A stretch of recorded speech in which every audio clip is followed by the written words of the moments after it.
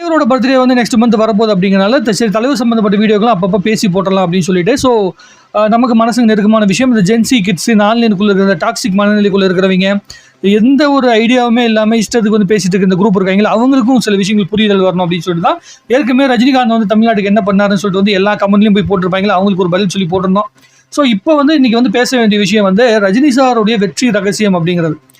நான் வந்து என் ஃப்ரெண்ட்ஸுக்கிட்ட அடிக்கடி வந்து சொல்லும்போது ரஜினிகாந்த் என்ன பண்ணாருன்னு கேட்ட கேள்விக்கு பிறகு வந்து இருந்தாலும் எப்படி ஜெயிச்சிட்டே இருக்கான் ஒரே வார்த்தை அப்படி தான் சொல்லுவாங்க. என்ன தான் பண்ணட்டுமே 75 வயசு ஆகுது இன்னும் இருந்தாலும் எப்படி ஜெயிச்சிட்டே இருக்கான் அப்படின்னு அவங்க சொல்லுவாங்க. அவர் நான் எப்பயுமே ஒரு விஷயம் சொல்லுவேன், நீ வந்து தமிழ்நாட்டுக்குள்ளே எந்த ஒரு நடிகர் வேணும் எடுத்துங்க, ரஜினிகாந்த் அவர்கள் அளவுக்கு ரொம்ப சுலபமாக யாரையும் விமர்சனம் செய்ய முடியாது. அதே மாதிரி ரொம்ப சுலபமாக உங்கள் வீட்டில் ஒருத்தங்க இருக்காங்கன்னு வச்சுங்களேன், ஃபேமிலியாக இருக்கீங்க, ஃபேமிலியாக சேர்ந்து ஒரு படத்துக்கு போகணும்னு முடிவு பண்ணுறீங்க, அப்போ போய் நான் ரஜினி படத்துக்கு போகிறேன்னு சொல்லி வந்து கூப்பிட்டு பாருங்கள், எல்லாருமே ரெடியாக இருப்பாங்க. 6லேருந்து 60 வரைக்கும் எல்லாருமே போய் பார்க்கக்கூடிய அளவிற்கு ஒரு பேரை வாங்கியிருக்காரு. என்னென்னா ரஜினி சாரோட படம் தியேட்டருக்கு போனால் சந்தோஷமாக பார்த்துட்டு வரலாம், அந்த படங்கள் வந்து எல்லாருமே ஜனரஞ்சகமாக பார்க்கக்கூடிய திரைப்படமாக இருக்கும் அப்படிங்கிற பேரை வந்து சம்பாதிக்கிறது தான் ரஜினி சாரோட மிகப்பெரிய வெற்றியின் ரகசியம்.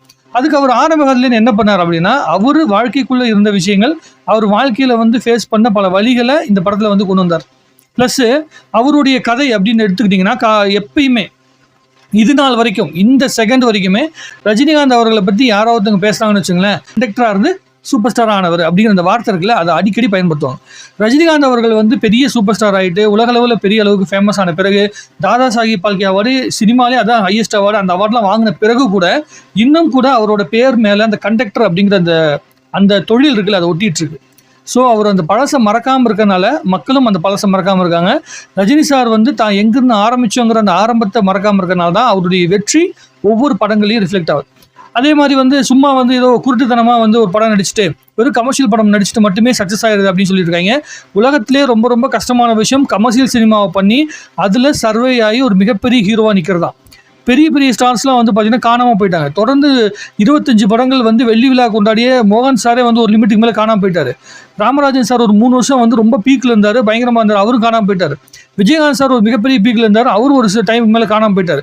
இப்படி எல்லாருமே பெரிய பெரிய இடத்த வந்து பிடிச்சிட்டு வந்தாங்க. 2 வருஷம் 3 வருஷம் 4 வருஷம்னு சொல்லி வந்து அவங்களுக்கும் ஒரு ப்ரைம் டைம் இருக்கும். ஏன் சரத்குமார் சார் வந்து செம பீக்கில் இருந்தார், நட்புக்காக டைமு, நாட்டாம டைமில், சூரியவம்சம் டைம்லாம் 3 டைம் வந்து தொடர்ந்து ஃபிலிம்ஃபேர் அவார்டு வாங்கினார்னு நினைக்கிறேன். ஸோ அவ்வளோ பீக்கில் இருந்தார் சரத்குமார் சார். ஸோ அவரும் வந்து பார்த்தீங்கன்னா ஒரு டைமுக்கு மேலே தாண்டி வந்துட்டார். ஆனால் எல்லாத்துடைய அந்த வளர்ச்சியோடையே ட்ராவல் பண்ணி வந்து இன்னும் ரஜினி சார் வந்து பார்த்தீங்கன்னா இந்த காலத்து பெரிய ஹீரோஸ் வரைக்குமே அவர் வந்து காம்படிட் பண்ணுற அளவுக்கு வந்திருக்காருன்னா அப்போ அவர் அந்த ஃபீல்டை புரிஞ்சிருக்கார். இப்போது நீங்கள் ஒரு தொழில் ஆரம்பிக்கிறீங்க, முதல்ல ஆரம்பிக்கும்போது ரொம்ப சிரமப்பட்டு அந்த தொழிலை செய்வோம். அதுக்கப்புறம் என்ன பண்ணுவோம், அந்த தொழிலில் எதை பண்ணால் அந்த தொழில் ரன் ஆகும் அப்படிங்கிறத கற்றுப்போம். கற்றுக்கிட்ட பிறகு எதை அந்த தொழிலில் செய்யணும், எதை செய்யக்கூடாது அப்படிங்கிற தெளிவாக ரெண்டையும் பிரிச்சுட்டு செய்ய வேண்டிய விஷயங்களை செஞ்சுட்டு செய்யக்கூடாத விஷயங்களை தவிர்த்துடணும். அதை தான் ரஜினி சார் வந்து பண்ணிட்டு இருக்காரு. முதல்ல வந்து பார்த்தீங்கன்னா 6 வருஷத்துல 100 படங்களுக்கு மேலே வந்து படம் பண்ணவர்.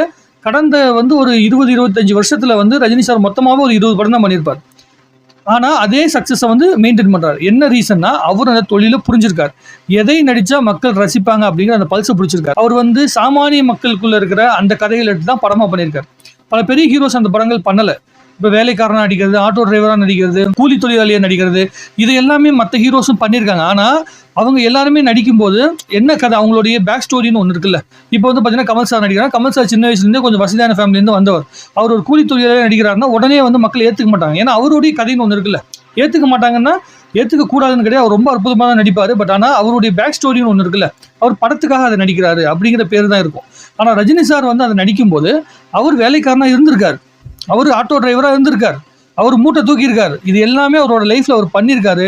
அதனால அவர் ஸ்க்ரீனில் பார்க்கும்போது அது அப்படியே அப்பட்டமாக தெரியுது. மக்கள் மத்தியில் ரொம்ப நெருக்கமாக வந்து அது கொண்டு போய் சேர்த்தது. அந்த நெருக்கமாக கொண்டு போய் சேர்த்துன விஷயம்தான் அவரை இது வரைக்குமே வந்து பார்த்தீங்கன்னா சக்ஸஸ்ஃபுல்லான பர்சனாக வச்சிருக்கு.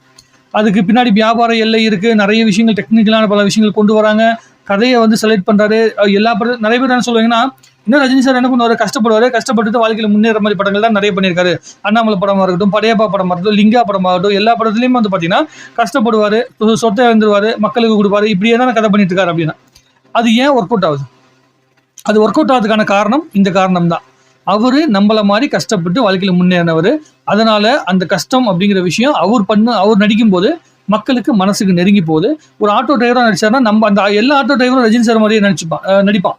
அவர் மாதிரியே வந்து பார்த்தீங்கன்னா அந்த கெட்டப் மாற்றிக்கிட்டு அவர் மாதிரியே வந்து பார்த்தீங்கன்னா அந்த கழுத்தில் வந்து ஸ்கார்ஃப் போட்டுட்டு அந்த மாதிரி பண்ணுவாங்க. ஏன்னா ரஜினி சார் வெறும் ஸ்டைலிஷாக மட்டும் இருக்கிறதுல அவர் மனசுக்கு நெருங்குவார். ஆட்டோ ஸ்டாண்டில் ரஜினி சாரோட பாடல் ஒலிக்காத நீங்கள் 10 ஆட்டோ எடுத்தீங்கன்னா ஏதோ ஒரு ஆட்டோவில் வந்து ரஜினி சாருடைய பேர் ஒட்டாத ஆட்டோ டிரைவர் இருக்க மாட்டாங்க. இது பெண்கள் ஆட்டோ டிரைவராக மாறினது பல பேருக்கு வந்து ரஜினி சார் ஒரு காரணம் வந்திருக்காரு. அந்த உத்வேகத்தை கொடுத்துருக்காரு. தொழில் நேர்மை அப்படிங்கிற விஷயத்தை பற்றி நிறைய பேர் நிறைய ஆட்டோ டிரைவர்ஸ், கூலி தொழிலாளிகள் பல பேர் நான் லைஃப்ல பார்த்துருக்கேன். அவர் ரஜினி ரசிகனாக இருக்க பல பேர்கிட்ட ஒரு எல்லாத்தையும் தாண்டி ஒரு நேர்மை இருக்கும். அந்த நேர்மை வந்து என்னை ரொம்ப வந்து எப்படி சொல்றதுன்னா மனசுக்கு நெருக்கமாக இருக்க வச்சு. இது சொன்னோம்னா சில பேர் என்ன சொன்னாங்க, என்னடா இது நேர்மைன்னு சொல்லிட்டு இருக்கிற, ஒரு நடிகனை பார்த்து வந்து இவங்கெல்லாம் பண்ணிட்டு இருக்காங்க அப்படின்னா அவங்க வந்து தன்னை புரிஞ்சுக்காம இருக்காங்கன்னு சொல்லிட்டு சில பேர் சொல்லுவாங்க. என்னன்னா ஒரு தலைவன் அப்படிங்கிற ஒரு மனுஷன் வந்து எந்த துறையில் இருக்கிறார் அப்படிங்கிறது முக்கியம் கிடையாது. அந்த துறையில் வெற்றி அடையிறதுக்கு உண்டான காரணம் என்னவா இருக்குது அப்படிங்கிறத பார்ப்பாங்க. அந்த காரணம் ஜெனுவனாக இருக்கான்னு சொல்லி பார்ப்பாங்க, நியாயமாக இருக்கான்னு சொல்லி பார்ப்பாங்க.